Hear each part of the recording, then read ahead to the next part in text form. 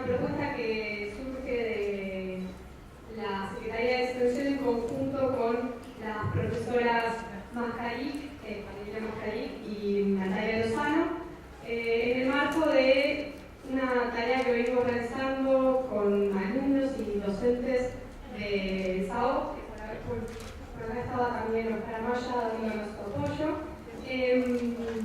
en buscar estos espacios para generar que conversen, digamos, las distintas disciplinas que tenemos dentro de nuestras facultades esenciales.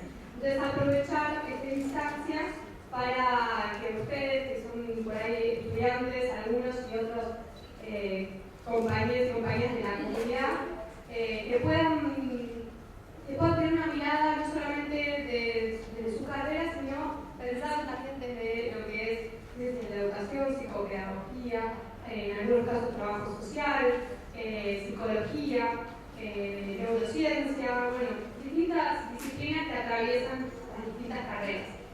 En ese marco, bueno, volver a agradecerle a los docentes que nos dan su apoyo y que venimos trabajando desde el año pasado. Esta va a ser ya la segunda jornada que realizamos. La primera fue el año pasado y esta va a ser la segunda.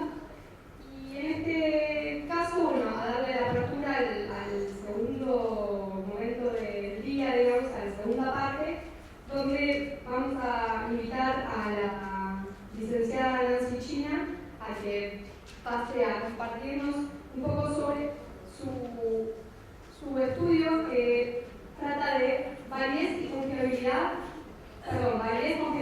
y actos normativos de un test breve para la medición de la eficacia lectora en alumnos de escuela primaria.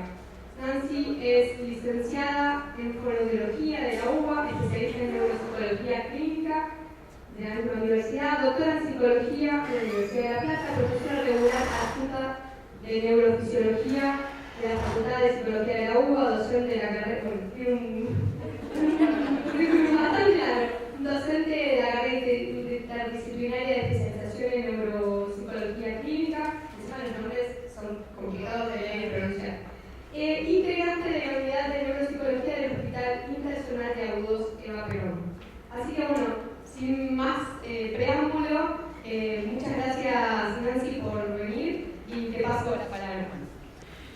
Bueno, les agradezco la invitación, la presencia y bueno, voy a intentar contarles un poco en lo que estuve trabajando en los últimos años y que tiene que ver, me parece, con un tema bueno, importante, me parece, en general, para lo que es la educación y bueno, también para ustedes, que muchos están haciendo la carrera, no sé, creo que en distintos momentos. Voy a tratar de hablar de la manera más entendible para todos y en todo caso, bueno, no sé si después habrá un espacio para preguntas, cualquier cosa me repreguntan o me piden que vuelva sobre alguna diapositiva, ¿sí?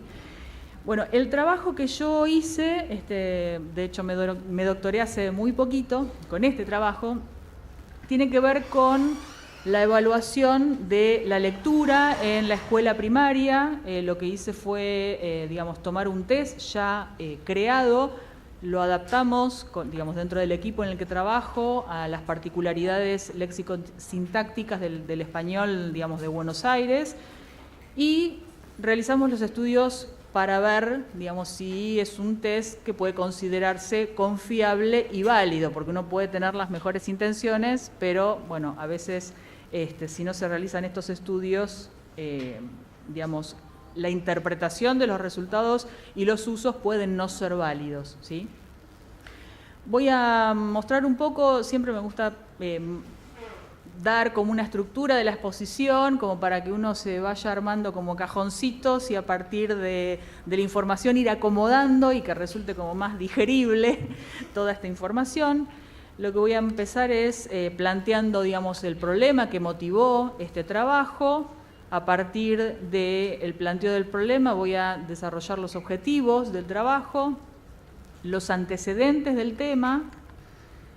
Voy a presentar el test que se llama TECLE Buenos Aires, TECLE porque es una pseudosigla de test de eficacia lectora, test colectivo de eficacia lectora, y voy a referirme a 4 estudios a los que refieren los objetivos específicos, que son un estudio de confiabilidad, para ver si los puntajes que arroja el test se puede decir que mide de manera confiable lo que dice medir, y 2 estudios de validez. Esto es, si el test efectivamente, además de que lo mide algo de manera confiable, si lo hace de manera válida, ¿sí? Para eso hicimos un estudio de validez de constructo, donde evaluamos si el test justamente mide la eficacia lectora, validez de criterio para ver si el puntaje que arroja el test va en la misma línea con otros indicadores, digamos, de alguna alteración en la eficacia lectora, y después realizamos un estudio del rol de algunas variables, que ya vamos a ver, sobre el rendimiento, ¿sí? Este último estudio lo que nos permitió, digamos, decidir es, bueno, cuál es la variable más importante para elaborar las normas de ese test, ¿sí? O sea, vamos a ver, que les adelanto un poco el final, pero elaboramos 2 tipos de normas o de baremos. Baremos según el grado escolar y, además, baremos por nivel de oportunidades educativas dentro de cada grado escolar. Después voy a partir, digamos, de los resultados de todos los estudios, hacer una discusión general y, por último, las conclusiones que un poco remiten a si se logró, digamos, o si se alcanzaron esos objetivos inicialmente planteados. Hasta acá parece una clase de metodología de la investigación, pero bueno, la idea es eso. En realidad, cuando uno quiere, cuando aparece un problema y que motiva una investigación, digamos, hay que seguir una serie de pasos para ver si esa investigación, digamos, produce resultados de calidad, ¿sí? Así que bueno, allá vamos. En primer lugar, vamos a ver el planteo del problema. El planteo del problema tiene que ver justamente con un tema importante, relevante y bastante álgido, ¿sí? En lo que es educación, que es la evaluación de la lectura, ¿sí? Lo que nosotros, o lo que yo vi, digamos, haciendo una búsqueda bibliográfica sobre el tema, es que, bueno, ya sabemos cómo son los resultados de los operativos, no solamente nacionales, sino internacionales, de evaluación en general y de evaluación de la lectura en particular. Respecto de los operativos nacionales, lo que vi, digamos, viendo los estímulos y los objetivos y los resultados de los distintos operativos nacionales de la lectura que se enmarcan en el área de lengua, son 2 cuestiones. La primera cuestión es que hacen hincapié, o sea, lo que evalúan de la lectura es la comprensión lectora, que se supone que, bueno, es uno de los objetivos de la enseñanza de la lectura, ¿sí? Que un chico pueda obtener información desde el momento en que aprende a leer hasta el fin de su vida, información muy diversa, sobre todo en un mundo tan globalizado, en donde se obtiene información a partir de la lectura de manera casi inmediata, ¿sí? Entonces, el objetivo es la comprensión lectora, ¿sí? El tema es que, digamos, en los operativos nacionales en general se toma 3er grado, o sea, fin de primer ciclo, y 6º grado, fin de segundo ciclo, y se supone que a fines de primer ciclo un chico no tiene todas las habilidades de comprensión lectora necesarias, sino que le falta transitar un montón todavía. Pero hay otras habilidades relacionadas con la lectura que sí se podrían evaluar y que no se están considerando y que se supone que son como un requisito necesario para poder acceder a la comprensión lectora. Esto es las habilidades de decodificación, o sea, de reconocer una palabra escrita, ¿sí? No comprender un texto, que implica un montón de habilidades más. Entonces, una primera característica que nos llamó la atención de los operativos nacionales de evaluación de la lectura. La otra cuestión es que son evaluaciones referidas a un criterio, ¿sí? Hasta el 2005 las evaluaciones eran normativas, o sea, de cada chico se obtenía un puntaje, ¿sí? Y de toda esa muestra, a partir de toda esa muestra se elaboraban normas que después, al momento de utilizar el test en un caso puntual, uno podía ubicar el rendimiento de ese niño en función de un grupo de referencia, en función del grado, de la edad, o sea, pensar, bueno, está ¿Tiene un rendimiento promedio? ¿Tiene un rendimiento por debajo? ¿O tiene un rendimiento por encima del promedio? ¿Sí? A partir del 2005 se cambia, digamos, este enfoque de la evaluación y se pasa a una evaluación referida no a normas, como se había hecho hasta entonces, sino referida a un criterio, porque el argumento era que esta evaluación referida a normas no le permitía a los maestros, por ejemplo, o sea, no producía información útil para los maestros para decir, bueno, este chico o esta población o esta muestra, ¿qué conocimientos alcanzó al final de tercer grado, al final de sexto grado? O sea, no daba información específica. Entonces se cambia a una evaluación referida al criterio que le da información al maestro de la cantidad, de si un chico accede o no a determinados contenidos, ¿sí? Esa sería la evaluación referida al criterio.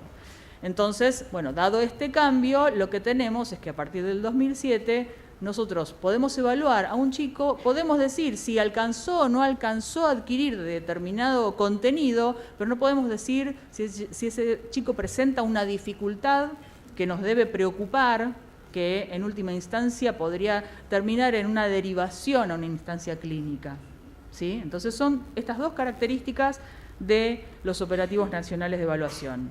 Solo se evalúa la comprensión lectora, dejando de lado la decodificación, ¿sí? Y arroja medidas referidas a un criterio y no a una norma. No nos permite decir si el chico tiene un rendimiento promedio, inferior o superior. Por lo tanto, no nos permite decir si el chico tiene riesgo de presentar o de desarrollar dificultades en el aprendizaje de la lectura, ¿sí? Bueno, un poco lo que venía diciendo antes, ¿cuál es el objetivo de la enseñanza y del aprendizaje de la lectura? El objetivo es la comunicación y el acceso a otros conocimientos. O sea, hay un montón de información que se obtiene leyendo y se obtiene de manera inmediata leyendo, no sé, desde la inscripción a, no sé, determinado concurso o a no sé, saber acerca del plazo de vencimiento de determinado trámite, ¿sí? Una receta de cocina, una instrucción acerca de cómo tomar un medicamento, una guía para llegar a tal lugar. O sea, es mucha información que se puede obtener de manera inmediata a través de la lectura. O sea, tiene un fin que es el acceso al conocimiento, pero también comunicativo, ¿sí? En este aprendizaje de la lectura podríamos decir entonces que lo que es escuela primaria habría dos fases diferentes, ¿sí? Una primera fase que estaría representada en lo que se adquiere en primer ciclo, que es el aprendizaje de la lectura. Bueno, entender un poco qué es el código escrito y a partir de segundo ciclo usar esa herramienta para acceder a más conocimiento, o sea, ampliar la base de conocimientos del mundo. No solamente lo que requiere la escuela a nivel académico, sino en general, cultura general. Estas dos fases, el aprender a leer por un lado y el leer para aprender por otro lado, lo que involucra o lo que pone en juego son dos tipos de habilidades relacionadas, ¿sí? Pero diferentes. Por un lado, aprender a leer requiere lo que llamamos habilidades de decodificación, o sea que un chico a partir de un estímulo que es una secuencia de letras, una secuencia de grafemas, o sea, un estímulo ortográfico, ¿sí?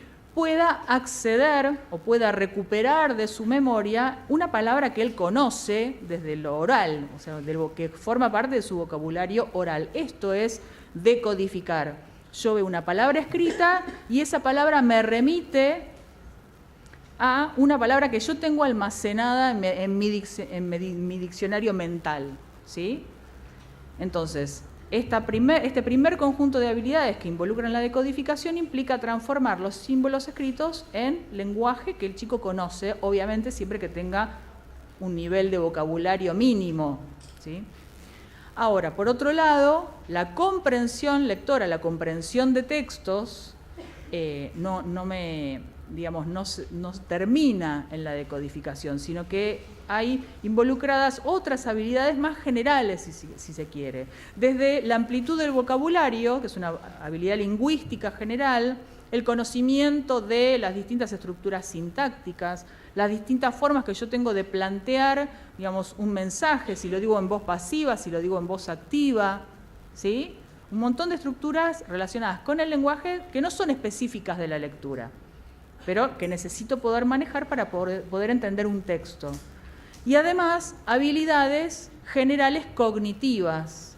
Si una persona no tiene la capacidad de memoria, de sostener un significado que logró elaborar a partir de la lectura de los primeros párrafos de un texto, si no puede sostener esa información en la memoria, difícilmente pueda comprender el texto, porque los otros párrafos van a ir agregando información, van a modificarla, y el niño o la persona tiene que tener la capacidad de ir actualizando ese modelo de situación interno que le va generando, ¿sí?, de significados que le va generando la lectura del texto. Entonces, la decodificación involucra habilidades específicas de la lectura, mientras que la comprensión de textos, además, requiere de habilidades lingüísticas y cognitivas generales, ¿sí? Ahora, respecto de la decodificación, bueno, creo que, digamos, cae de maduro que funciona como una especie de cuello de botella, digamos. Si yo, por más habilidades de comprensión del lenguaje, por más vocabulario, por más capacidad que tenga una persona para elaborar inferencias, ¿sí? Las inferencias en la lectura de un texto son necesarias porque no todo lo que yo me represento a partir de la lectura del texto está explicitado en el texto, sino que hay mucho que yo completo a partir del conocimiento que tengo del mundo, ¿sí? Entonces, si una persona tiene mucha riqueza en estos procesos cognitivos, pero falla en la decodificación, o sea, no puede evocar las palabras de su vocabulario a los que refiere el texto, a partir de la ortografía, difícilmente va a poder comprender el texto. Podrá adivinar algunas palabras, pero esa comprensión va a ser tan lenta y va a requerir tanto esfuerzo de memoria que cuando llegue a los últimos párrafos se habrá olvidado de todo lo que fue activando al principio. ¿Se entiende esto? Entonces, se dice que la decodificación es la piedra angular de la lectura. De hecho, es el único proceso específico de la lectura. El resto son procesos cognitivos y lingüísticos generales. La decodificación, digamos, está ampliamente aceptado que se adquiere a través de dos estrategias, de dos procedimientos que siguen funcionando en un lector experto, ¿sí? Estos dos procedimientos son, por un lado, digamos, yo puedo decodificar, o sea, evocar la palabra a partir de la ortografía, ¿sí?, de manera, digamos, lexical, o sea, recuperando esa representación que es la palabra y reconociendo de manera directa esa representación ortográfica, o sea, esa secuencia de letras, ¿sí? Esto es posible solamente si yo conozco esa representación ortográfica, o sea, si yo la almacené en algún espacio de memoria de largo plazo, ¿sí? O sea, las palabras conocidas y sobre todo las palabras conocidas y frecuentes se van a decodificar entonces a partir de un reconocimiento, ¿sí?, de esa secuencia de letras. Y esto lo que lleva es directamente a la activación del significado e incluso de la pronunciación, ¿sí?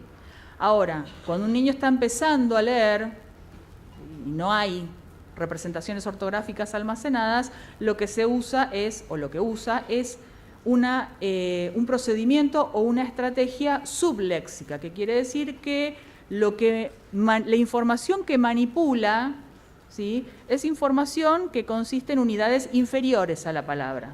En este caso, letras. Cada letra va a tener a su vez un sonido, ¿sí?, al que remite esa letra.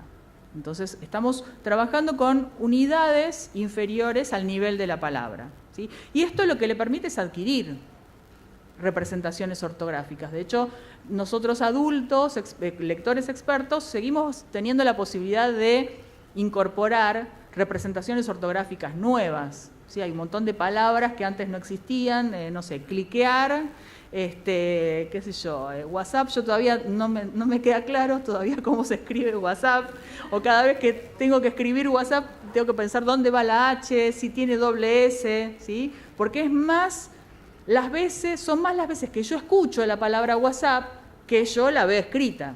Entonces, necesito de mucha exposición a esa representación ortográfica para generar una representación ortográfica, mi memoria de largo plazo, que pueda ser activada de manera automática, ¿sí?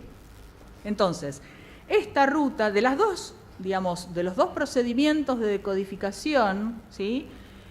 O sea, de reconocimiento de una palabra a partir de su ortografía, la más generativa en realidad es la ruta subléxica. Porque, sobre todo en idiomas en donde la relación entre las letras y los sonidos del lenguaje, digamos, son casi uno a uno, como el español, ¿sí? Si yo tengo bien la ruta subléxica, si yo puedo y tengo firmes y estables las reglas por las cuales una letra representa un sonido, en realidad yo puedo leer cualquier cosa, ¿sí? Esto es, yo leo, identifico cada letra, establezco las correspondencias con los sonidos, ensamblo los sonidos en sílabas y eso digo, sí, qué sé yo, no sé, Constantinopla, sí, Constantinopla, sí, es una ciudad, ¿sí? Aunque yo nunca me haya topado con esa secuencia de letras. Entonces, es un proceso generativo porque me permite además elaborar o armar mi léxico ortográfico, ¿se entiende?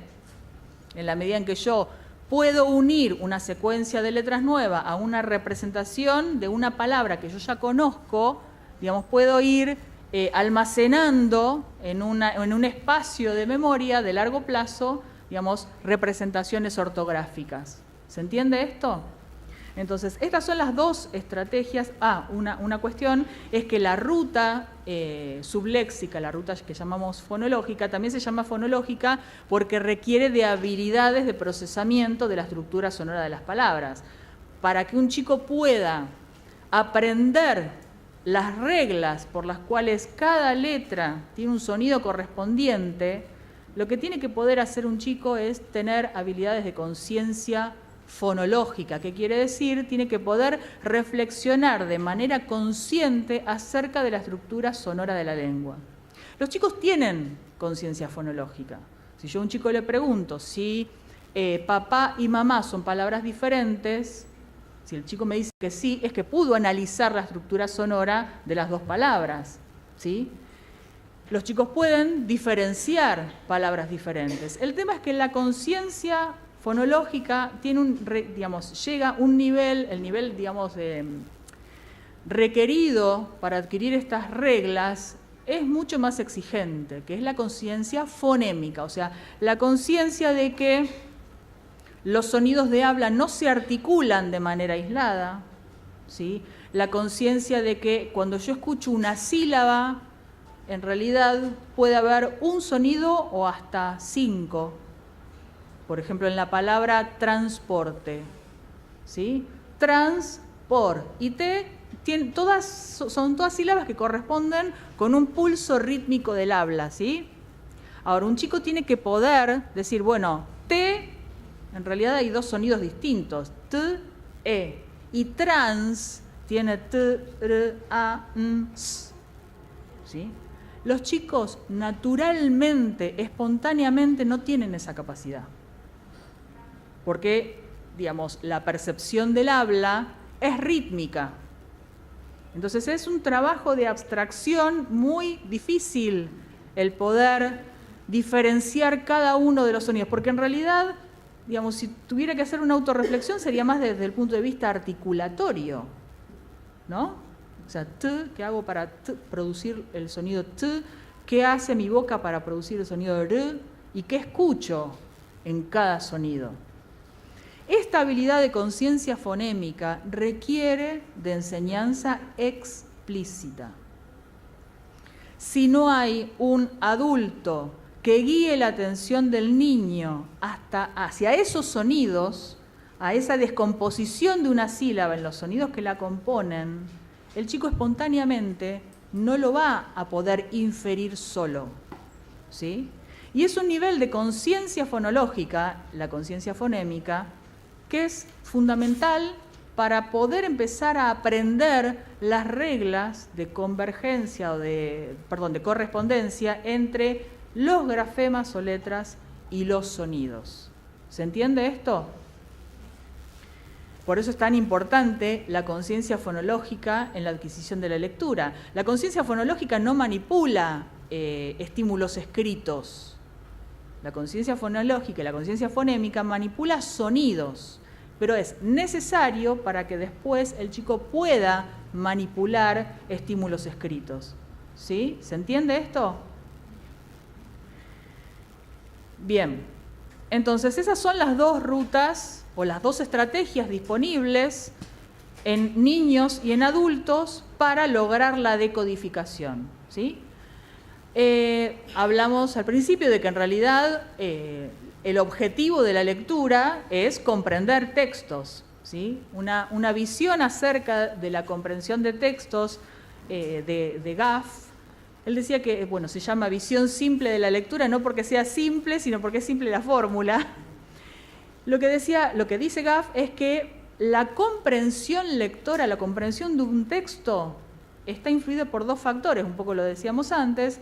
Por un lado, las habilidades de decodificación, o sea, de reconocimiento de un estímulo ortográfico, ¿sí? Saber a qué significado y a qué pronunciación refiere. Y por otro lado, las habilidades de comprensión del lenguaje oral, que incluye vocabulario, pensamiento, capacidad de elaborar inferencias, de establecer causas, ¿sí? Relaciones causales. Y fíjense que esta relación él la plantea no como una sumatoria de factores que contribuyen a la comprensión lectora, sino como una multiplicación, como un producto. ¿Sí? Si la relación fuera aditiva, si yo tengo habilidades más, digamos, o buenas habilidades de decodificación, podría lograr comprender, pero no, en realidad no es así. Si yo no tengo vocabulario, no comprendo. O sea, si yo puedo decodificar como un loro el material escrito, pero no tengo vocabulario, no voy a comprender un texto. ¿Sí? Si yo decodifico muy bien, pero no tengo habilidades de razonamiento verbal para establecer inferencias, para establecer causas, consecuencias y las relaciones de temporalidad, tampoco voy a comprender el texto. Y a la inversa, si yo tengo muy buenas habilidades de comprensión del lenguaje oral, pero no sé decodificar, ¿qué voy a entender de algo escrito? Nada. Por eso no se plantea como una relación aditiva, no es la sumatoria de los productos de ambas o de los resultados de ambas operaciones, sino que es una multiplicación en donde cualquiera de las dos variables está en cero, la comprensión lectora vuelve a cero. ¿Se entiende esto? Tanto comprensión del lenguaje oral, entonces, como habilidades de decodificación son necesarias, pero no suficientes, cada una de manera aislada, para lograr una buena comprensión lectora. ¿Sí? Ahora, otra diferencia entre las habilidades de decodificación y de comprensión del lenguaje tiene que ver con lo que se puede automatizar y lo que no se puede automatizar. Piensen ustedes que las habilidades de comprensión del lenguaje oral son muy estratégicas, requieren de mucho control voluntario del pensamiento. Yo para pensar en relaciones de causalidad o de temporalidad o cualquier tipo de para poder activar información de la memoria, ¿sí? Es muy difícil de automatizar esto porque la cantidad de textos es infinita, o sea, la cantidad potencial de textos. ¿Sí? Ahora, si yo pienso en lo que produzco cuando decodifico, la cantidad de representaciones, bueno, será muchas, porque son muchas las palabras, porque pueden ser muchas las reglas en función del idioma que estemos adquiriendo, siempre son finitas. Entonces, lo que se puede automatizar es la decodificación, mientras que las habilidades de comprensión oral no. Esta es una linda metáfora de cómo se entrelazan las habilidades de comprensión del lenguaje oral y las habilidades de decodificación para lograr la lectura experta, o sea, para lograr la comprensión de textos.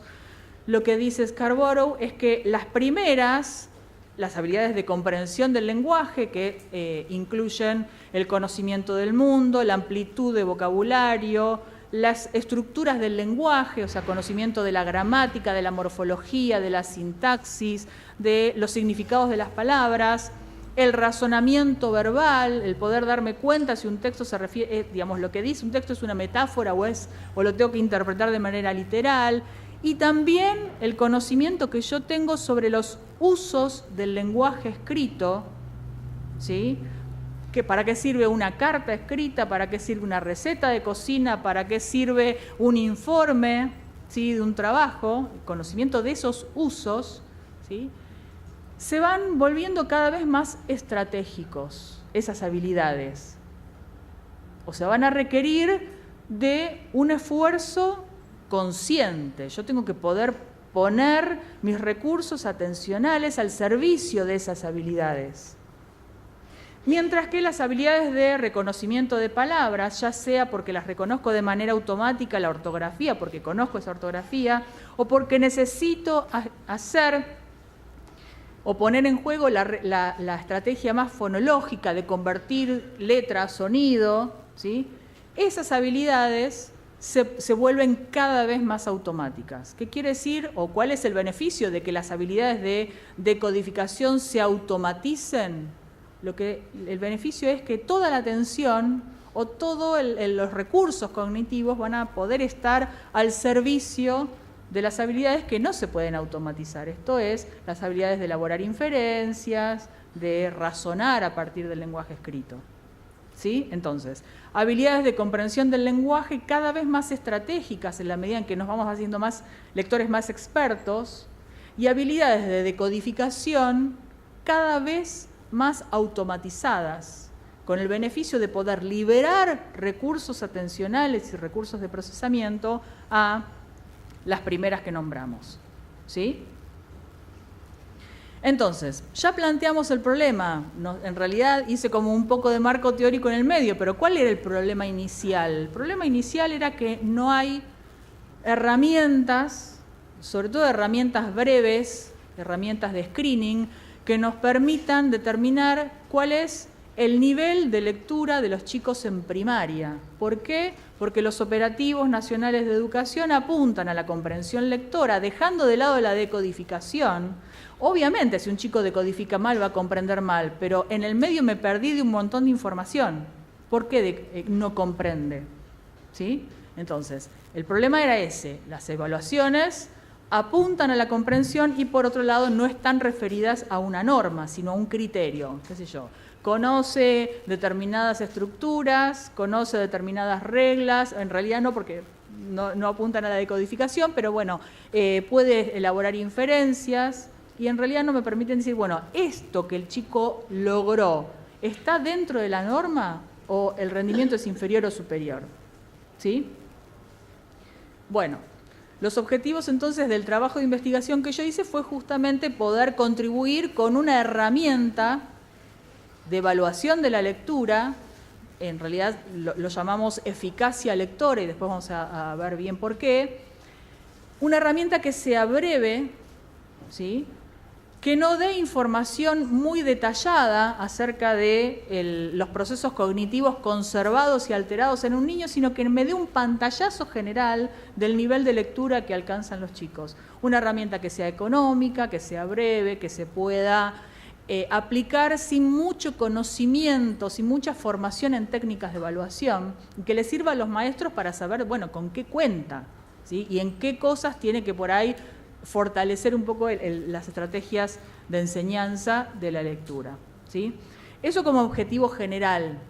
Obviamente esto nos va a permitir tener una herramienta que pueda detectar chicos con potenciales dificultades, ¿sí? Los objetivos específicos, como un poco lo mostré en el esquema general, son estimar, digamos, la confiabilidad de los puntajes del test, y obtener evidencias de validez, ¿sí? Bueno, el test dice que mide eficacia lectora, pero ¿realmente mide eficacia lectora? Por otro lado, obtener evidencias de validez de criterio. Bueno, se supone que si el test mide el nivel de eficacia lectora, deberían rendir peor los chicos que tienen dificultades en el aprendizaje de la lectura, ¿sí? Entonces sería un aporte más para interpretar los puntajes del test como que miden la eficacia lectora, ¿sí? Si los chicos que tienen, por ejemplo, dislexia rinden bien en el test, esto sería una evidencia en contra, digamos, de la validez de criterio, ¿sí? Por otro lado, evaluar la influencia de un conjunto de variables que consideramos cuando tomamos el test para hacer las normas, en función de ver cuál es la variable que más peso tiene, ¿sí? Y elaborar distintos tipos de baremos en chicos de segundo a sexto grado de la escuela primaria de la ciudad de Gran Buenos Aires, o sea, de capital, y de alrededores. Bien, como antecedentes vamos a una definición, y por ahí que es como una especie de fantasma, ¿no? Que está, cuando uno ve que un chico tiene dificultades en la lectura, aparece el fantasma de la dislexia, ¿sí? Sobre todo creo que es un término que está como muy de moda, sobre todo con la nueva ley de dislexia, etcétera. Pero bueno, vamos a ver de qué hablamos cuando hablamos de dislexia, ¿sí? Y de qué hablamos cuando hablamos de dificultades en el aprendizaje de la lectura y si es lo mismo o no, ¿sí? Entonces vamos a la definición del DSM-5 del 2013. El DSM-5 es un manual diagnóstico, digamos, de las distintas condiciones o trastornos mentales, en donde se incluyen los trastornos específicos del aprendizaje, ¿sí? Según el DSM-5, para poder decir que un chico tiene un trastorno específico del aprendizaje, se tienen que cumplir estos 4 criterios. Yo los referí solamente a la lectura, pero bueno, tiene que ver con la lectura, con la escritura y con el procesamiento matemáticos, ¿sí? El primer criterio es que tiene que haber dificultades en el aprendizaje y además en la utilización de la lectura. En este caso, cuando hablamos de lectura, nos estamos refiriendo a precisión en el reconocimiento ortográfico. Qué sé yo, a un chico le doy, no sé, a leer la palabra, no sé, silla, y eso le tiene que remitir a el concepto silla y además tiene que poder pronunciar silla, precisión. Por otro lado, la fluidez, o sea, hay chicos que son precisos pero son tan lentos, ¿sí?, que esa decodificación no es lo suficientemente eficaz como para permitir una comprensión de textos, porque la memoria, digamos, queda sobrecargada, ¿sí? Entonces, cuando hablamos de lectura hablamos de precisión y velocidad o fluidez en el reconocimiento de palabras y también comprensión, ¿sí? A eso nos referimos cuando hablamos de lectura. Estas dificultades se tienen que verificar por lo menos durante 6 meses y un punto importante, digamos, de este primer criterio es que esa dificultad tiene que persistir a pesar de los intentos explícitos de intervención especialmente dirigida a ese problema. Si en 6 meses no hubo ningún intento de corregir esa dificultad en la lectura, yo no puedo concluir que el chico tiene dislexia, ¿sí? Entonces, la persistencia de los 6 meses a pesar de las intervenciones dirigidas a las dificultades. El segundo criterio es que ese bajo nivel en lectura tiene que ser inferior, ¿sí?, sustancialmente y en grado cuantificable, inferior a la edad, o sea, a lo esperado según la edad cronológica del niño. Acá hay un cambio en las definiciones. Antes se decía que tenía que ser inferior respecto del cociente intelectual. En realidad, bueno, edad y cociente intelectual son como 2 términos muy relacionados, pero acá se especifica más concretamente la edad cronológica. Las dificultades tienen que interferir significativamente en el rendimiento académico y en el adulto, en el rendimiento laboral y además en el rendimiento en las actividades de la vida diaria, ¿sí? Y tienen que poder confirmarse con pruebas estandarizadas, digamos, administradas de manera individual y además con la historia clínica de ese paciente o de ese niño, ¿sí?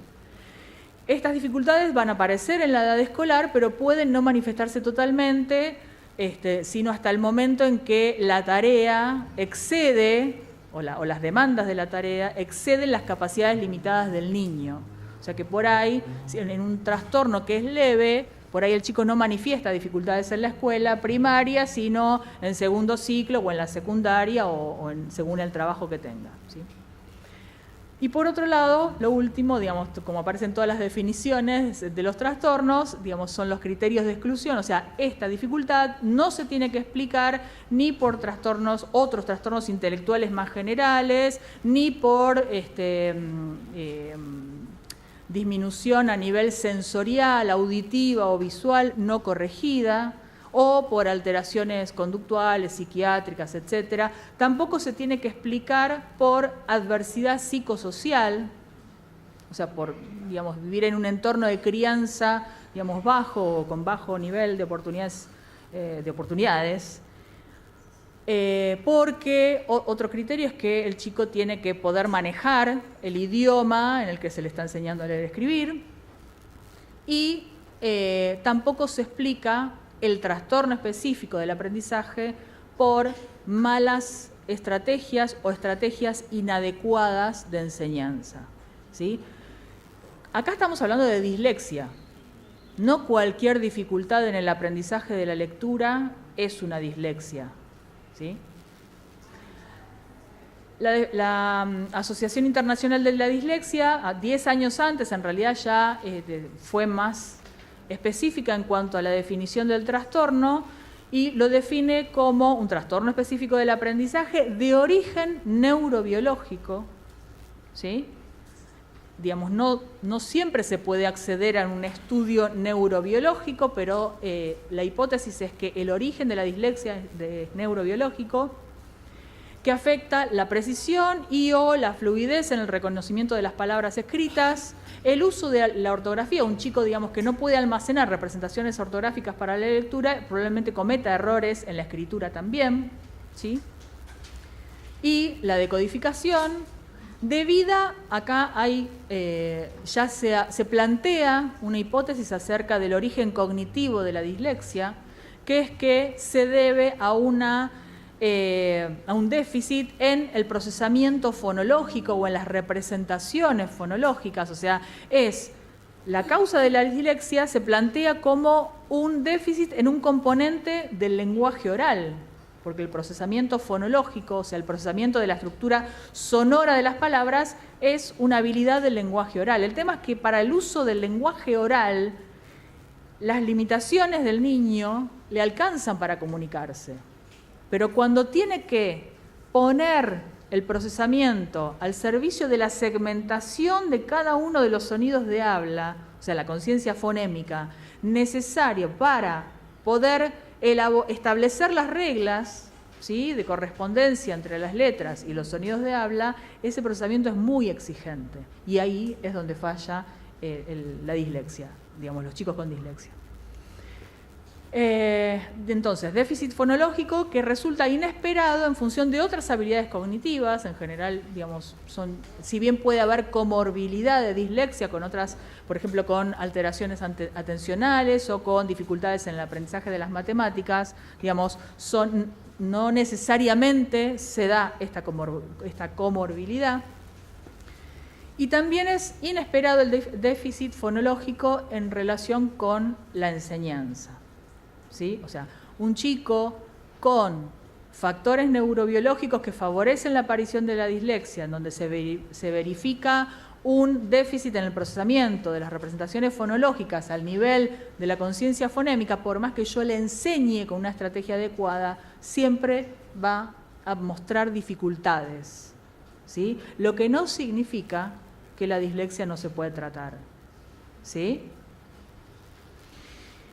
Y esta alteración se va a manifestar en la comprensión lectora, por lo que vimos antes, ¿sí? Y al afectar la comprensión lectora se va a afectar lo que es la ampliación de la base de conocimientos del mundo. O sea, le va a resultar displacentera la actividad de la lectura, lo que lo va a llevar a no leer, a no exponerse a la lectura, ¿sí? O sea, es como el huevo y la gallina, ¿no?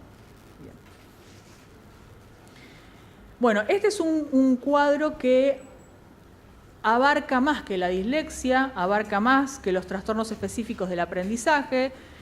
Es una manera de pensar las dificultades en el aprendizaje. No es lo mismo hablar de dificultades en el aprendizaje de la lectura que trastorno específico en el aprendizaje de la lectura. ¿Sí? ¿Qué dice este cuadro? Que las dificultades en el aprendizaje de la lectura van a depender de un montón de factores. Factores neurobiológicos, como ocurre en la dislexia, ¿sí? Pero además factores cognitivos, que también van a estar relacionados con los factores neurobiológicos, pero no necesariamente con los que determinan el riesgo de presentar dislexia, ¿sí? En el caso de la dislexia, bueno, sabemos que hay un déficit en el procesamiento fonológico, pero podría haber otras alteraciones cognitivas de memoria de corto plazo verbal, por ejemplo. Por ahí el chico tiene buen procesamiento fonológico, pero tiene capacidad muy limitada de memoria fonológica, que no es lo mismo. No puede sostener ese procesamiento que sí puede realizar. ¿Se entiende? Entonces, los factores cognitivos pueden ser diversos. A su vez, tanto los factores neurobiológicos como los procesos cognitivos van a influir en factores conductuales y emocionales, si se quiere. O sea, que el chico vea que tiene bajo rendimiento en la escuela, lo que va a hacer es que se empiece a motivar menos, que a su vez va a influir en el aspecto atencional, o sea, volvemos a los factores cognitivos. Entonces, hay como un ida y vuelta entre los factores cognitivos y los factores psicosociales, ¿sí? Y a su vez, digamos, todos estos factores pueden influir de manera independiente en la aparición de una dificultad, ¿sí? Y otro aspecto muy importante es el ambiente en la aparición de una dificultad. Si un chico en su entorno de crianza no se encuentra con material de lectura, difícilmente va a saber cuáles son los usos de la lectura, ¿sí?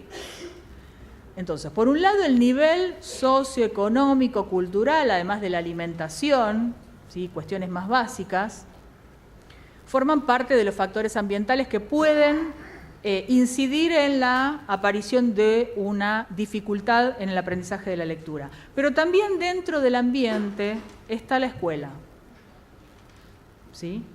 Si yo sé, a partir de la evidencia empírica, científica, publicada en artículos, bla, bla, bla, que para que el chico pueda aprenderse las reglas de correspondencia entre letra y sonido, tiene que poder aislar, hacer un ejercicio cognitivo de reflexión sobre los sonidos del habla, y antes dijimos que esto difícilmente surge espontáneamente, si no hay un adulto, sea familiar o sea escuela, que no le hace poner la atención sobre esos sonidos del habla, entonces difícilmente va a poder adquirir, o lo va a hacer pero con más dificultad, las reglas de correspondencia entre las letras y los sonidos, ¿sí?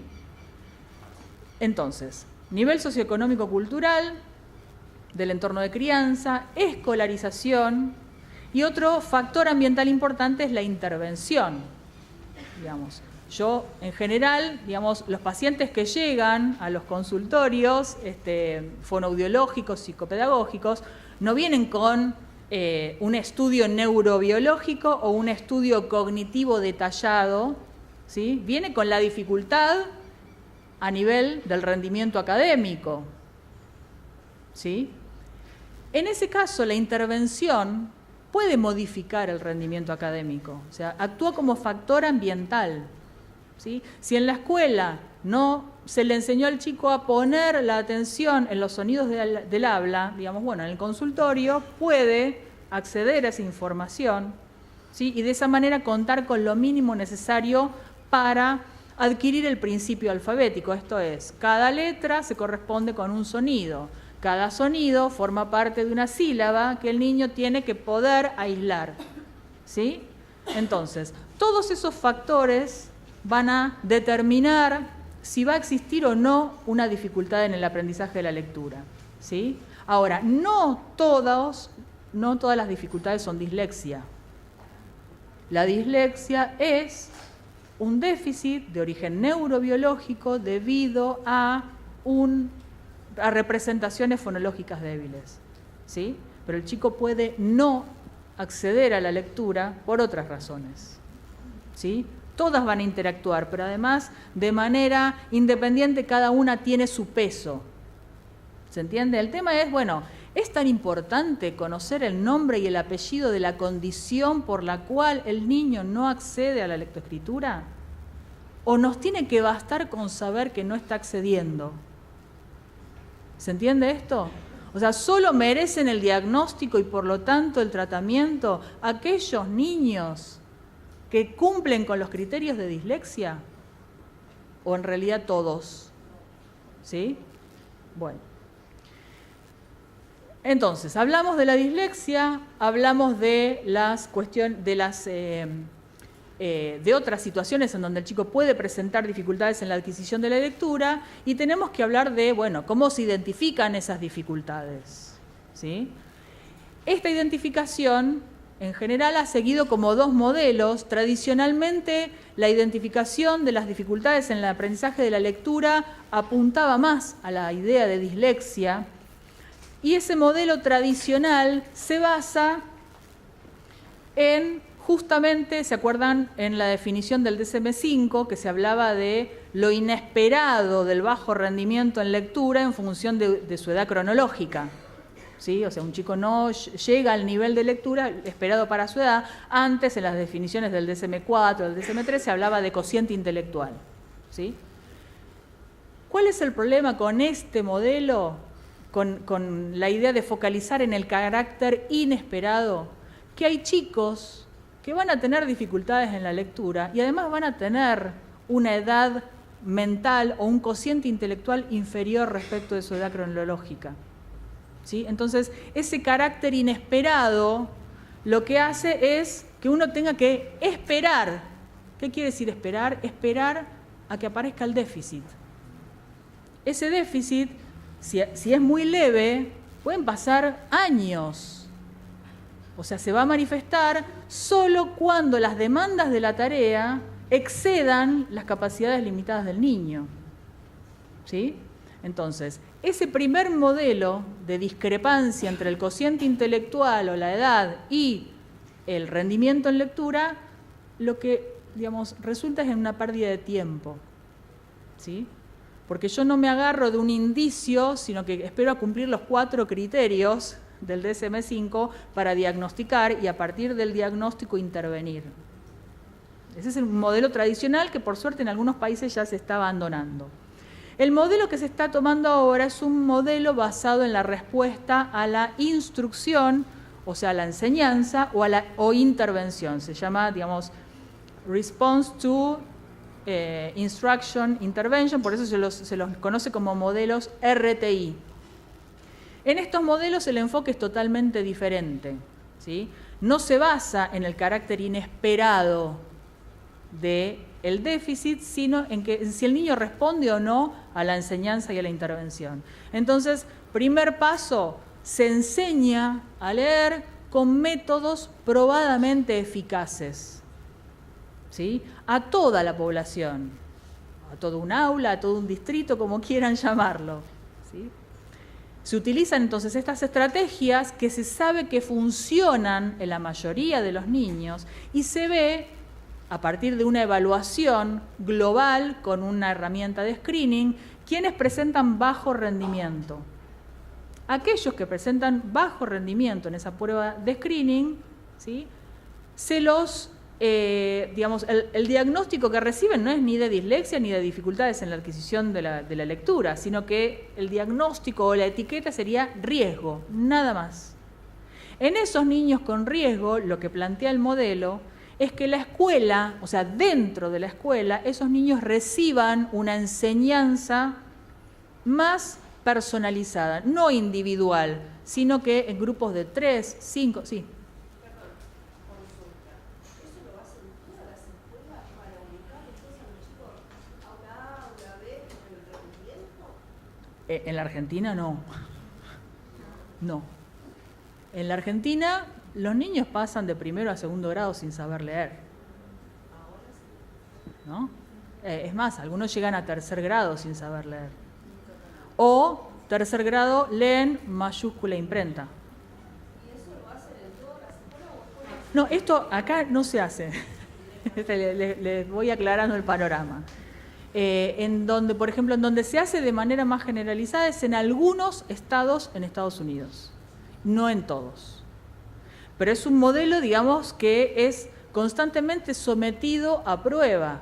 Después vamos a ver cuáles son, digamos, las maneras de estudiar si un modelo de identificación resulta eficaz o no. O sea, si detecta como aquellos chicos que detectó como riesgo, digamos, con qué eficacia esa detección resulta en dificultades verdaderas o no. Pero eso es otra cuestión, ¿sí? Digamos, estoy hablando de un ideal, ¿sí? Esto es, primer ideal, enseñar o alfabetizar con técnicas probadas, primer ideal. Pero bueno, no abandonemos los sueños, chicos, si no, no hacemos más nada, ¿sí? Entonces, primer ideal es alfabetizar con estrategias de enseñanza probadamente eficaces. Esto es, sometidas a la investigación científica, con resultados, todo, ¿sí? Segundo, se aplica una evaluación breve a todos los chicos. Los que tienen un rendimiento, digamos, muy por debajo, en algunas horas, ¿sí?, que el modelo plantea, la cantidad de horas semanales, la duración de las sesiones, bueno, dentro de la misma escuela, en grupos reducidos, se plantea qué materiales voy a usar, todo se especifica, todo se sistematiza. ¿Para qué es la sistematización? Para ver qué es lo que pudo no haber funcionado. Si yo no anoto nada, no llevo un registro de qué cantidad de chicos contenían los grupos, cuántas veces por semana, cuánto duraban las clases especiales, con qué material, ¿sí? Entonces no tengo manera de modificar después la estrategia de intervención o de enseñanza intensiva, ¿sí? ¿Y durante cuánto tiempo? Una vez cumplido ese tiempo se vuelve a evaluar. Si el chico alcanza el nivel de sus pares del aula, el chico vuelve al aula, o sea, nunca se fue del aula en realidad, sino que en determinadas horas se lo ponen en un programa especial, ¿sí?, dentro de la escuela. Entonces, una vez que el chico alcanza el nivel de sus pares, abandona el programa y se integra, digamos, a las actividades de lectura, digamos, del resto del aula. Si el chico no cumple el criterio de mejoría necesario, se modifican algunos aspectos del programa. Por ahí se lo incluye en grupos más reducidos, por ahí se incluye otro tipo de material, por ahí se hace más veces por semana o se varía la duración. Pero todo el tiempo se está monitoreando el progreso y el monitoreo del progreso no es solamente, o sea, obviamente la medida va a ser el nivel de lectura que alcanza el chico, pero sirve para evaluar el mismo programa, ¿sí? O sea, todo el tiempo se está poniendo la lupa en la estrategia de enseñanza, ¿sí? Entonces, aquellos niños que no responden a intentos de intervención o de instrucción cada vez más intensivos, cada vez más sistemáticos, ahí recién se plantea la derivación a una instancia clínica que ya consiste en, digamos, todos pasos que involucran tiempo y muchas veces dinero, ¿sí? Una consulta con un neurólogo, una consulta con una psicopedagoga, una fonoaudióloga que evalúe los procesos cognitivos en su totalidad, con pruebas más largas, no con pruebas de screening, ¿sí? Lo que dice este modelo es que, bueno, no necesito hacer una evaluación ultra especializada de las habilidades cognitivas de un niño para poder empezar a tratar, ¿sí? Porque si yo espero que la mayoría de los niños respondan a estas estrategias de intervención, bueno, la señal de que tengo que hacer otra cosa es que el chico no rinde, ¿sí? Pero todo el tiempo voy a ir incorporando aspectos de una intervención más especializada. ¿Se entiende esto? Bueno, consecuencias, se pueden detectar, digamos, se puede captar otro rasgo de la definición de dislexia, que es que el chico presenta dificultades pese a los intentos de intervención dirigida, pero mientras tanto, de paso cañazo, mejoro las habilidades de decodificación de todo el aula. ¿Por qué? Porque arranco alfabetizando con estrategias de enseñanza de la lectoescritura probadamente eficaces, ¿sí? Entonces, en este contexto es que realizamos los estudios, digamos, de validez y de confiabilidad del TECLE, ¿sí? Así que vamos a él. El TECLE, ¿cuánto me falta? 20 minutos, bueno, vamos. El TECLE, vamos a ir a los resultados así, pero antes les voy a contar en qué consiste el test. El TECLE es un test que se elaboró en España por Marín y Carrillo, sería la sigla de Test Colectivo de Eficacia Lectora. Es un test, bueno, ¿qué es la eficacia lectora? Lo que dicen los autores del test original es que la eficacia lectora, que es lo que se supone que mide el test, depende de procesos específicos de la lectura, esto es decodificación, o sea, precisión y velocidad en el reconocimiento ortográfico, ¿sí? Pero que además depende de habilidades lingüísticas y habilidades cognitivas generales, ¿sí?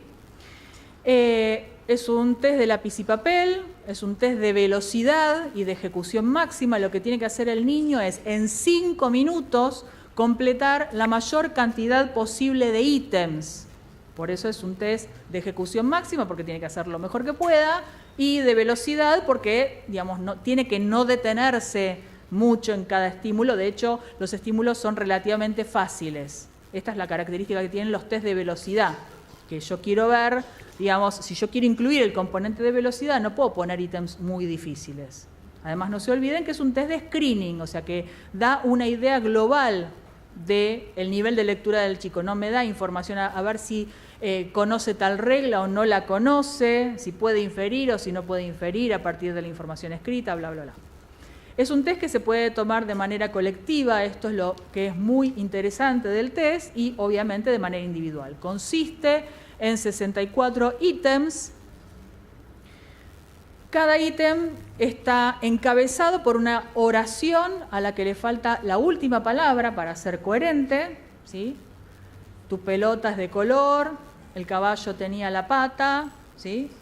Y abajo de cada oración incompleta hay 4 opciones de respuesta. 2 son palabras y 2 son pseudopalabras. Todas las opciones entre sí son similares desde el punto de vista fonológico, o sea, cómo suenan, y ortográfico, o sea, que el chico tiene que poder examinar cada una de las opciones para elegir la correcta, ¿sí? Entonces, las habilidades de decodificación le van a permitir descartar, si están bien, descartar rápidamente las pseudopalabras, ¿sí? Y además las habilidades lingüísticas generales le van a permitir elegir la palabra que completa coherentemente la oración y no la otra, ¿sí? En el primer ejemplo es, tu pelota es de color vedre, acá hay como un intercambio, ¿no? Veque, que es otra pseudopalabra, verte, que es una palabra pero que no completa de manera coherente la oración, y verde, ¿sí? Entonces pone en juego habilidades específicas y habilidades no específicas, lingüísticas y cognitivas. Cognitivas, ¿por qué? Porque el chico tiene que administrar sus recursos de procesamiento para poder cumplir con la tarea que es completar la mayor cantidad de ítems posibles en 5 minutos. Una estrategia es, por ejemplo, no detenerse en los ítems que no puede resolver. ¿Por qué? Porque el puntaje... El puntaje que obtiene el chico o que arroja el test es un puntaje directo, que es simplemente la cantidad de ítems respondidos correctamente, ¿sí? Bien, ¿cuáles fueron los estudios que realizamos? El primer estudio es un estudio de confiabilidad. Los estudios de confiabilidad están dirigidos a determinar, bueno, se supone que el TECLE mide eficacia lectora. Bueno, la eficacia lectora es algo que no se puede observar, y supuestamente habría un puntaje verdadero, ¿sí? Un reflejo de la habilidad del chico. Lo que pretenden los test de confiabilidad o las pruebas, los estudios de confiabilidad, es ver en qué medida el puntaje que obtiene el chico en el TECLE está reflejando su puntaje verdadero. ¿Sí? Yo puedo tomarle al mismo chico en distintos momentos y según si tiene sueño, si hay ruido ambiente, si ya hizo el test antes, si está distraído, va a dar distintos puntajes. Y cada uno de esos puntajes va a estar más cerca o más lejos de su puntaje verdadero, o sea, de su nivel real de eficacia lectora. Esto es entonces lo que pretende hacer los estudios de confiabilidad. En este caso, utilizamos el método test-retest, que es tomarle a los chicos 2 veces el mismo test, separados por un lapso de tiempo de 5 semanas. Evaluamos, qué feo quedó, 218 chicos de una escuela, estaban entre tercer grado y sexto grado, las edades eran de 8 a 12 años, 117 mujeres, 101 varones, y lo que se hace es establecer la correlación entre el puntaje en la primera instancia y el puntaje en la segunda instancia, ¿sí? Y se establece una curva de correlación. Si la correlación es alta, ¿qué quiere decir? Que aquellos chicos que rindieron alto en la primera instancia van a rendir alto en la segunda instancia. Esto sería una correlación positiva. Y aquellos que rindieron bajo van a rendir bajo en la segunda instancia. O sea, que el test, si resulta confiable, o sea, si el coeficiente de correlación es alto, quiere decir que el test mide de manera bastante confiable el constructo de eficacia lectora. Si en cambio el test fuera más sensible a las distracciones, al ruido ambiental, el coeficiente de correlación sería bajo, porque un chico que está distraído en la primera instancia no necesariamente va a estar distraído en la segunda, ¿sí? Bueno, el coeficiente de correlación fue muy alto, fue de 0.90, siendo que el máximo es de 1. ¿Sí? La correlación perfecta es de 1. Nosotros obtuvimos un coeficiente de 0.90. ¿Sí? Y con un nivel de significación también interesante o importante, o sea, estadísticamente significativo, que es de una P, o sea, ¿qué quiere decir esto? De una P menor a 0.001, que si yo repito el estudio 1000 veces, una vez puede ser que no me dé lo mismo. ¿Sí? Conclusión, los puntajes observados en el TECLE Buenos Aires resultan confiables desde el punto de vista de la estabilidad temporal, que es uno de los aspectos de la confiabilidad. Después hay otros. Lo verán en psicometría o más adelante en la carrera o lo estudiarán solos. Bueno, los otros 2 estudios son los estudios que permiten interpretar de manera válida y confiable esos puntajes. ¿Sí? Cuando uno habla de confiabilidad y validez, no es que el test es confiable o es válido, lo que es confiable es el puntaje. Y lo que resulta válido no es ni el test ni el puntaje, sino la interpretación que uno hace acerca de ese puntaje. ¿Sí? Entonces, el primer estudio fue un estudio de validez de constructo, o sea, bueno, ¿en qué medida podemos decir que el test mide eficacia lectora? Lo que hicimos fue estudiar las correlaciones entre el puntaje en el test y otros puntajes en otras tareas y test relacionados con la lectura. Una es la comprensión de textos, tomamos un test de screening de comprensión de textos. Otra es la precisión, o sea, el número de aciertos y la velocidad en la lectura en voz alta de una lista de 42 palabras, o sea, es una medida bien de decodificación. La precisión y el tiempo en la lectura en voz alta de pseudopalabras, que pone más en juego la estrategia fonológica de decodificación. Comprensión de palabras y frases escritas. Comprensión de vocabulario oral. ¿Se acuerdan que los autores originales decían que el test no solamente dependía de los factores específicos de la lectura, sino de factores de lenguaje y cognitivo general? Entonces también evaluamos esas otras funciones. Denominación automatizada rápida de dibujos, que lo que mide es la velocidad que tiene con la que una persona puede, a partir de ver un dibujo, acceder al nombre y decirlo. O sea, no implica procesamiento de material escrito, sino el ir a buscar esa palabra, ¿sí? en el diccionario mental. Y una prueba de velocidad de procesamiento y de funcionamiento ejecutivo, digamos, estratégico, que es la prueba de trazado de senderos. Bueno, esta es la prueba de denominación automatizada rápida, se le dan estímulos muy frecuentes y conocidos para el chico. De hecho, antes se chequea que el chico sepa cómo se llaman cada uno de esos dibujos y se mide el tiempo que tarda en nombrar cada uno de esos dibujitos. ¿Sí? O sea, no mide la precisión en la denominación, sino la velocidad de la denominación automática. Automática, ¿por qué? Porque es oral y porque es rápida, ¿sí? Todos requisitos para poder leer en voz alta un texto, además. La diferencia es que acá son dibujos y en el texto son palabras escritas. Acá lo que vemos son las dos láminas de senderos que elaboré para evaluar velocidad de procesamiento. Lo que tiene que hacer el niño es unir los círculos que tienen los números del 1 al 15. En la primera lámina están solamente los números del 1 al 15, la diferencia son los colores, pero eso no tiene que interferir. En la segunda lámina el chico tiene que inhibir la interferencia, porque a partir del número 2 hay 2 círculos por cada número, uno rojo y uno azul. Lo que tiene que hacer el niño es partir del número 1 y unir con el 2 pero rojo, y después unir con el 3 pero azul, o sea, ir alternando los colores. La tarea que tiene que inhibir es ir al del mismo color. Esto es procesamiento ejecutivo, no solamente velocidad de procesamiento, ¿sí? Y acá vemos las correlaciones, vemos que todas dieron significativa, o sea, aquellos chicos que rendían bien en el tecle rendían bien en las otras, ¿sí? Entonces podemos interpretar el puntaje que arroja el tecle como un reflejo de lo que los autores dicen que es la eficacia lectora, ¿sí? O sea, efectivamente el tecle mide esto.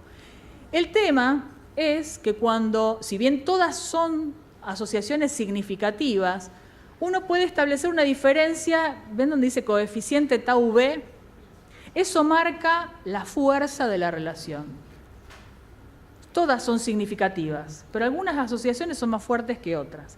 Y si ordenamos las tareas en función de su fuerza de asociación con el tecle, lo que se ve es que las asociaciones más fuertes son con aquellas medidas específicas. Esto es, el tiempo en lectura en voz alta de palabras, ¿sí? O sea, el primer renglón, el tiempo que le lleva al chico leer las 42 palabras, el tiempo que tarda en resolver la tarea de comprensión de textos. No estoy hablando de la cantidad de respuestas correctas, sino cuánto tarda. Velocidad. La eficacia en lectura en voz alta de palabras, o sea, si las lee bien o mal. El tiempo que tarda en leer lectura en voz alta de pseudopalabras y qué tan correctamente lee las pseudopalabras. Son todas medidas vinculadas a la decodificación, ¿sí?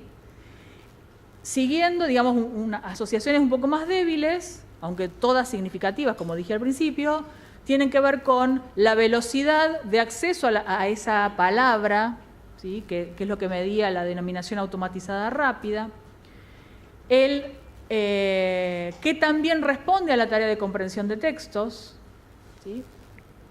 La tarea de trazado de senderos con interferencia, que pone en juego el procesamiento ejecutivo, las estrategias de procesamiento, y la tarea de comprensión de palabras y frases escritas del test LEE. Y lo último, las asociaciones más débiles son con la velocidad de procesamiento, o sea, el trazado de senderos sin interferencia, y el índice más bajo fue el de la velocidad, perdón, el de la amplitud de vocabulario, ¿sí? Entonces, si bien podemos decir entonces que podemos interpretar el puntaje que arroja el tecle como que es reflejo de habilidades específicas y no específicas, tal como habían planteado los autores originales, o sea, es una medida, ofrece una medida de eficacia lectora, lo que vemos es que es más una medida de decodificación que del resto. ¿Sí? Bien, validez de criterio, les digo rápidamente, evaluamos un grupo clínico con diagnóstico de dificultades en el aprendizaje, de la lectura, de la escritura, y de las matemáticas y del lenguaje, y un grupo control equiparado 1 a 1, cada niño con edad, sexo, nivel de oportunidades educativas. Y lo que vimos es que los puntajes se diferenciaban, o sea, los niños con diagnóstico presentaban un puntaje significativamente más bajo que los niños sin diagnóstico, ¿sí? Ahora, esto es lo que quiere decir, no es que el tecle se puede usar en reemplazo de pruebas diagnósticas, sino que el tecle, ¿sí?, es una medida del riesgo de presentar dificultades en el aprendizaje de la lectura. Recuerden que es un test de screening, no es un test diagnóstico, ¿sí? Lo último, evaluamos para elaborar los datos normativos 3.097 niños de segundo a sexto grado de 24 escuelas de Capital y del Gran Buenos Aires, estatales, privadas, ¿sí? De zona sur, oeste y norte de Gran Buenos Aires. Y estudiamos el rol de distintas variables, vamos a ir pasando rápido, pero el cuadro que resume todo esto es en donde se ve que las variables que influyeron más en el rendimiento en el TECLE fueron grado y edad. Ahora, cuando uno evalúa dentro del mismo grado a chicos con distintas edades para evaluar el rol de la edad, ¿sí? Y en chicos con la misma edad, la diferencia si cursaban un grado o en otro, la fuerza más grande estuvo en el grado. O sea, obviamente, digamos, edad también va a mostrar un efecto porque en general los chicos que están en grados más avanzados son más grandes.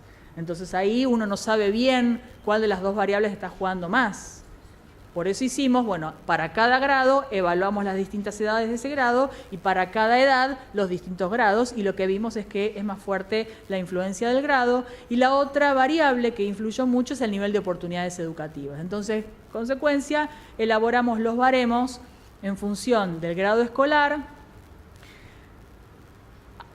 Ante cada, digamos, el puntaje directo de un niño, lo que uno tiene que hacer con estos datos normativos es ubicarlo, ¿sí? Ver ese puntaje dentro de dónde cae en toda la muestra, ¿sí? En el caso de segundo grado fueron 602 chicos, tercer grado 643, etc. Las normas están elaboradas en base a percentiles. ¿Esto qué quiere decir? Por ejemplo, yo tengo en segundo grado, obtengo, por ejemplo, el puntaje directo de un chico en, no sé, 18, ¿sí? Entonces me tengo que fijar en la tabla donde dice percentil 25, percentil 50, percentil 75, ¿dónde cae? ¿Qué quiere decir? ¿Todos saben lo que quiere decir percentil? Un percentil es un puntaje, ¿sí?, que me divide a la muestra en dos partes. El percentil 25, ¿sí?, es el puntaje que separa a la muestra en los que rindieron en el 25% inferior y el resto hacia arriba, ¿sí? Un puntaje de percentil 50 es un chico que está justo en la mitad. Que si yo ordeno a todos los chicos en orden decreciente en función del puntaje, la mitad va a estar para un lado y la mitad para el otro. Si el chico tiene un puntaje que yo veo que está cerca al percentil 75, quiere decir que el 75% de la muestra rindió menos que él y solo un 25% rindió más. ¿Se entiende esto? Entonces son puntajes o medidas de posición, y además hay un puntaje de alerta que es el percentil 16, o sea, si el puntaje de un chico está cercano al percentil 16, quiere decir que solo el 16% de la muestra está por debajo de él. Eso es una alerta. En realidad muchos toman el percentil 25 como puntaje de alerta un poco más exigente, ¿sí? Esto es por grado. Por nivel de oportunidades educativas, y esto es lo más triste del trabajo, es que hay muchas diferencias. Fíjense en segundo grado, por ejemplo. Un chico que asiste a una escuela de nivel bajo y obtiene un puntaje de 13, o sea, responde bien 13 ítems, está en el percentil 75, está bastante alto. Quiere decir que el 75% de la muestra de referencia rindió más bajo que él. O sea que él está bastante alto. Ese mismo puntaje, 13, si yo lo veo y lo ubico según el nivel de oportunidades educativas, medio o alto, me está diciendo otra cosa. En nivel alto, lo dije al revés. En nivel bajo, un chico que tiene 13 de puntaje está bastante bien. Si yo comparo ese puntaje 13 en las escuelas de nivel de oportunidades educativas alto, ese mismo puntaje está muy mal. Cae justo en el percentil 25. ¿Qué quiere decir? Que el 25% nada más rinde peor que ese chico. ¿Se entiende esto? Entonces, fíjense que esto se repite en todos los grados. ¿Sí? Fíjense, no sé, por decir algo, en quinto grado, ¿no? Un chico con puntaje 34 en el nivel de oportunidades bajo está en el percentil 75, o sea, está ubicado bien en el ranking, ¿sí? 34. Si vamos a una escuela de nivel alto, está en el percentil 25. O sea, esto se repite para todos los grados. ¿Qué quiere decir? Que no se enseña de la misma manera en las escuelas con bajo nivel de oportunidades educativas y con alto. Sí. Tiene que ver también con la estimulación familiar. Esto, ahí vamos. No. Recuerden el cuadro general de identificación de las dificultades del aprendizaje que dijimos que esas habilidades dependían de factores neurobiológicos, de factores cognitivos, de factores psicosociales y de factores ambientales. Dentro de los ambientales incluimos el nivel socioeconómico del entorno de crianza, de la familia, ¿sí? Que va a influir con si hay material, si hay revistas en la casa o no, si el chico sabe para qué se usa la escritura, pero también con cómo se le está enseñando a leer y si hubo intentos de mejorar su bajo rendimiento o no, ¿sí? Y estamos acá, me salté un montón de cuestiones, pero es en la discusión general el nivel de oportunidades educativas. Ver lo que dice que todo aprendizaje depende de lo que aporta el aprendiz y de lo que aporta el ambiente. Hay algunos aprendizajes en donde es más importante el aporte del aprendiz, por ejemplo, la adquisición de cualquier lengua. El ambiente no tiene nada que hacer más que hablar, más que funcionar. Se lo pone a un chico en una comunidad lingüística y el chico espontáneamente va a adquirir el lenguaje. No necesita de una enseñanza explícita y sistematizada. Entonces ahí es mucho lo que aporta el aprendiz. Ahora, en lo que es las habilidades de lectura y las habilidades matemáticas, es más importante lo que aporta el ambiente, porque el chico, como dije antes, espontáneamente no va a llegar al nivel de conciencia fonémica necesaria para adquirir las reglas de correspondencia entre las letras y los sonidos de habla, y por lo tanto no va a poder armar un léxico ortográfico, ¿sí? Entonces, en el caso de la lectura es uno de los casos en donde es el ambiente el que más tiene que aportar, porque el niño espontáneamente no lo va a hacer sola. Mi directora de beca decía, la humanidad tardó tantos años y siglos en elaborar un sistema de escritura y vamos a pretender que el chico lo descubra solo. ¿Sí? Entonces, respecto del nivel de oportunidades educativas, bueno, la verdad es que en nuestro trabajo fue muy difícil operativizar, o sea, decir, bueno, esto es indicador de nivel alto, bajo, medio. Primero porque muchas cosas requieren interpelar a las escuelas. A las escuelas no les gusta ser interpeladas. Ni siquiera me respondieron cuando yo les preguntaba el índice o la tasa de deserción, de repitencia, de ausentismo. No te dan esa información, ¿sí? También preguntábamos, bueno, no íbamos a las familias a preguntar el nivel social ni el ingreso de los padres, de los chicos, pero les preguntábamos a las maestras más o menos cuál era el nivel socioeconómico-cultural de la población. Bueno, eso sí lo podían decir, pero el nivel de oportunidades educativas es una variable que pesa mucho, pero que es muy difícil de operativizar, ¿sí? Es muy difícil porque depende de muchos factores. No es lo mismo un chico que en su casa no tiene acceso a material de escritura que un chico que es estimulado desde siempre con rimas, cuentos, canciones, lecturas, ¿sí? Donde a veces es un hermanito mayor el que le enseña a leer antes que la escuela, ¿sí? No es lo mismo.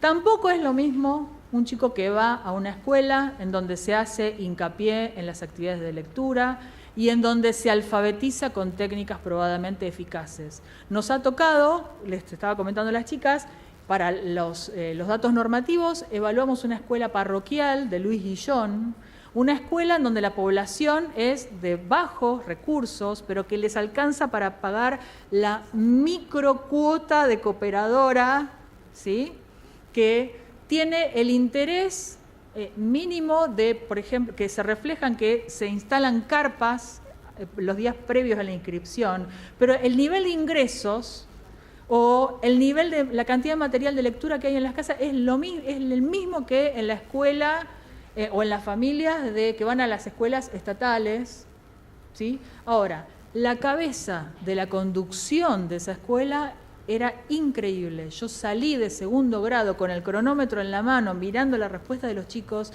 y no podía creer lo bien que habían rendido, tanto que dudé si había usado bien el cronómetro y si les había dado más tiempo que al resto.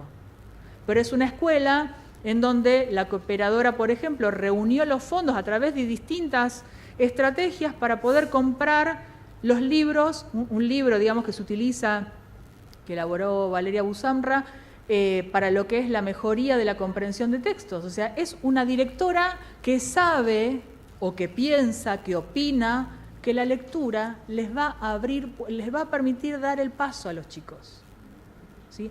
O por ahí no, pero por ahí va a evitar que no tengan ninguna posibilidad. Entonces, el nivel de oportunidades educativas es un factor muy complejo. Y no quiere decir que porque el niño venga de un entorno socioeconómico, cultural bajísimo, no va a tener oportunidades. Porque la otra pata del ambiente es la escuela. Ahora, lo que vimos también es que en la mayoría de las escuelas, torcer esa pata a veces es muy difícil, desde... hay mucha variabilidad, no solamente en las conducciones de las escuelas, en los que, digamos, dictan cuáles son las estrategias que deben utilizarse a nivel distrital, sino a veces en cada maestro. Hay maestros que por suerte desobedecen esas instrucciones y tienen escondidos los cuadernillos de conciencia fonológica. ¿Pero qué hacen? Cuando viene la inspectora, los ocultan. ¿Por qué? Porque hay sanciones. Entonces, es un factor complejo, pero es un factor que se puede modificar, ¿sí? Aquellos chicos que son disléxicos van a tener más dificultades, aún con el máximo nivel socioeconómico-cultural, con las mejores estrategias, pero van a estar un poco mejor, ¿sí? Porque yo a un chico disléxico, si yo le enseño las estrategias de decodificación, le va a costar un poco más, por ahí va a lograr puede lograr la precisión en la decodificación. Quizás va a estar más lento en lo que es la fluidez y eso se va a ver en lo que es la comprensión de textos. Pero también le puedo dar otras estrategias para la comprensión de textos que sortean la decodificación. Quizás en estos chicos sí sea más importante incentivar el que adivinen cuál es la palabra, a partir del contexto, si es que el chico tiene habilidades de comprensión del lenguaje, digamos, muy buenas, ¿sí? Eso es todo, no es todo, pero bueno, es todo lo que me entró. Gracias.